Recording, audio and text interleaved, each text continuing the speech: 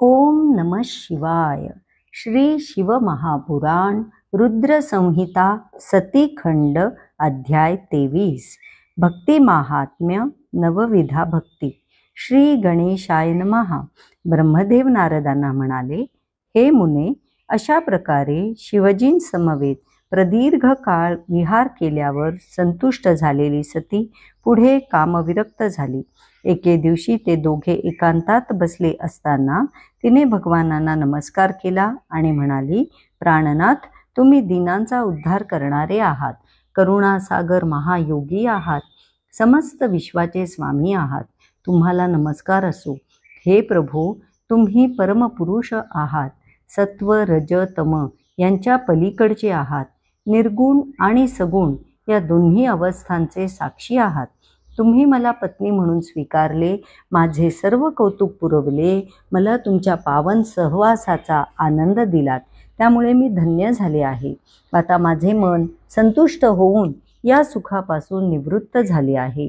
आज माझ्या मनात ज्या योगे निरतिशय सुख प्राप्त होते, जीवांचा संसार दुःखापासून अनायासे उद्धार होतो, त्या परमतत्वाविषयी जाणून घेण्याची इच्छा उत्पन्न झाली आहे. तरी कृपा करून माझी जिज्ञासा पूर्ण करा.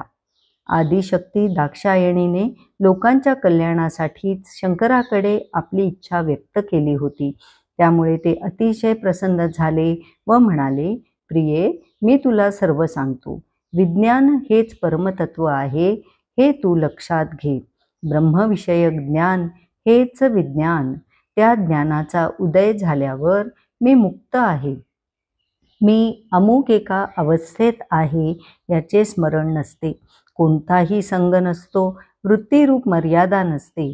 चित्त सर्वथा गतिमान आणि मन सर्व काळ निसंकल्प व सतत गतिशील असते. व्यक्ती व तिचा आवर्तरूप व्यूह नष्ट होतो. तीच मुक्ती म्हणून जाणली जाते. ब्रह्म आणि मुक्ती यात भेद नाही. हे विज्ञान प्राप्त झालेल्या पुरुषाची बुद्धी शुद्ध होते. हे विज्ञान दुर्लभ आहे. याचा ज्ञाता म्हणजेच ब्रह्मसाक्षात्कारी मनुष्य त्रैलोक्यात विरळा होय. तो माझेच स्वरूप असतो. जीवामध्ये जेव्हा स्वाभाविक मौन उत्पन्न होते, तेव्हा तो मत स्वरूप म्हणजेच शिवस्वरूप होतो. माझी भक्ती ही त्या विज्ञानाची जननी आहे. ती भोग आणि मोक्ष अशी दोन्ही फले प्रदान करते. माझी भक्ती माझ्या कृपेनेच सुलभ होते. भक्ती 9 प्रकारची आहे. भक्ती आणि ज्ञान यात काहीही भेद नाही. भक्त आणि ज्ञानी अशा दोघांनाही नेहमी सुख मिळते. ज्याच्या हृदयात भक्ती नाही, त्याला ज्ञानप्राप्ती होतच नाही. मी भक्तीला फार महत्त्व देतो. भक्ती म्हणजेच प्रेम, माझ्याविषयी वाटणारी आपुलकी व जिव्हाळा. मी भक्तांच्या अधीन राहतो याचे हेच कारण आहे. भक्ती प्रेमाच्या प्रभावाने मी जातीहीन मनुष्याच्या घरीही जातो. भक्ती 2 प्रकारची आहे, सगुण आणि निर्गुण. शास्त्रांनी प्रेरित आणि हृदयातून सहज प्रेमाने प्रकट होणारी भक्ती श्रेष्ठ होय. कामनेच्या पूर्तीसाठी केली जाणारी भक्ती कनिष्ठ मानतात. सगुण आणि निर्गुण या भक्ती प्रकारांमध्येही नैष्ठिकी आणि अनैष्ठिकी असे 2 प्रकार आहेत. नैष्ठिकी 6 प्रकारची आहे व अनैष्ठिकी एकाच प्रकारची आहे. त्यातही विहित आणि अविहित भेदाने अनेक प्रकार होतात. श्रेष्ठ मुनींनी भक्तीच्या सगुण आणि निर्गुण या दोन्ही अंगांचे 9 प्रकारे वर्णन केले आहेत. ते असे: श्रवण, कीर्तन, स्मरण, सेवन, अर्चन, दास्य, वंदन, सख्य आणि आत्मसमर्पण. यांची उपांगे पुष्कळ आहेत. तथापि या मुख्य प्रकारांविषयी थोडक्यात सांगतो, ऐक. माझ्या अवतारलीला, चरित्रकथा, पुराणे यांच्याविषयी आस्था ठेवून ते निरूपण भावभक्तीने एकाग्र चित्ताने ऐकणे त्याला श्रवण म्हणतात. हृदयामध्ये मला पाहणे, माझ्या दिव्य जन्मकर्माचे चिंतन करणे, प्रीतीने माझे नाव उच्चारणे याला कीर्तन म्हणतात. मला सर्वव्यापक समजून सर्वत्र निर्भय राहणे, प्रत्येक वस्तुमात्रात माझे स्वरूप पाहणे याला स्मरण म्हणतात. सकाळी उठल्यापासून रात्री झोपेपर्यंत हृदय आणि इंद्रियांनी भगवंतांची सेवा करणे याला सेवन म्हणतात. स्वतःला प्रभूचा दास समजणे, त्याच भावनेने भगवत सेवा व लोकसेवा करणे याला दास्य म्हणतात. आपल्या आर्थिक परिस्थितीनुसार 16 उपचार अर्पण करून मज भगवंतांचे पूजन करणे याला अर्चन म्हणतात. मंत्रोच्चारण करून आपल्या इष्टदेवास साष्टांग नमस्कार घालणे याला वंदन म्हणतात. आपल्या जीवनात जे काही बरे वाईट भोग भोगावे लागतात ते ईश्वराने आपल्या कल्याणासाठीच योजलेले असतात असा दृढ विश्वास ठेवणे याला सख्य म्हणतात. देहादिकांसह आपले म्हणून जे जे काही आहे ते सर्व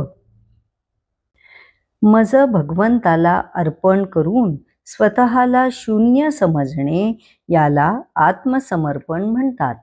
दाक्षायणी ही नवविधा भक्ती भोग आणि मोक्ष देणारी आहे. ही सर्व साधने मला अत्यंत प्रिय असून ती अनुसरल्याने ज्ञान प्रकट होते. माझ्या भक्तीची बिल्व सेवन आदी अनेक उपांगे आहेत, ती विचारांनी समजून घ्यावीत. माझी भक्ती हीच सर्वश्रेष्ठ आहे. ज्ञान आणि वैराग्य यांची जननी आहे. ही मुक्तीची स्वामिनी आहे. भक्तियोगाने सर्व कर्माचे फल मिळते, म्हणून भक्ती करणारे साधक मला नेहमीच प्रिय असतात. त्रैलोक्यात भक्ती हाच एकमेव सुखदायक मार्ग आहे. चारही युगात हाच मार्ग मुख्य आहे. कलियुगात हा विशेष सुखद आणि सुविधाजनक आहे. जो माझी भक्ती करतो त्याला मी सर्व प्रकारे सहाय्य करतो, त्याचे दास्यत्व करतो, त्याच्या कल्याणार्थ अहोरात्र झटतो, त्याच्या सर्व विघ्नांचे निवारण करतो, त्याच्या शत्रूंना दंड करतो. हे देवी, मी भक्तांचा रक्षक आहे. भक्तांकडे माझे कधीही दुर्लक्ष होत नाही. कितीही विपरीत परिस्थिती असली तरी त्यांना सुखरूप तारून नेतो. मी भक्तांसाठीच काळाला दग्ध केले, सूर्यावर त्रिशूळ उगारून धावलो आणि त्याला पळवून लावले. मी भक्तांसाठीच कुविचार करणाऱ्या व्यासांना नदीकडून काशीतून हाकलून दिले.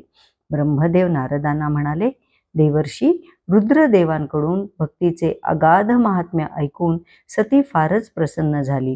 तिने प्रेमाने नमस्कार केला. मग यंत्र, मंत्र, शास्त्र, धर्म व त्यांचे महात्म्य याविषयी जाणून घेण्याची इच्छा प्रकट केली. त्यामुळे भगवानांना फारच आनंद झाला. त्यांनी लोकोद्धाराच्या हेतूने सर्व शास्त्रांचे प्रेमपूर्वक वर्णन केले. पंचांगासहित तंत्रशास्त्र, यंत्रशास्त्र, भिन्न भिन्न देवेश्वरांचा महिमा, त्यांच्या भक्तीचे महात्म्य सांगणाऱ्या कथा, त्यांच्या भक्तांचा महिमा यावर विस्तृत निरूपण केले. वर्णाश्रम धर्म, राजधर्म, स्त्री पुत्रादिकांचे धर्म, तसेच वैद्यकशास्त्र, ज्योतिषशास्त्र, सामुद्रिक शास्त्र आदी अनेक शास्त्रांचे तत्वतः वर्णन केले. अशा प्रकारे एकमेकांशी सुखसंवाद करत सर्वज्ञ सती आणि शिव यांनी हिमालयाच्या कैलास शिखरावर व अन्य स्थानी नाना प्रकारच्या लीला केल्या. अध्याय 23 समाप्त. श्रीकृष्ण शरणम मम. ओम नमः शिवाय.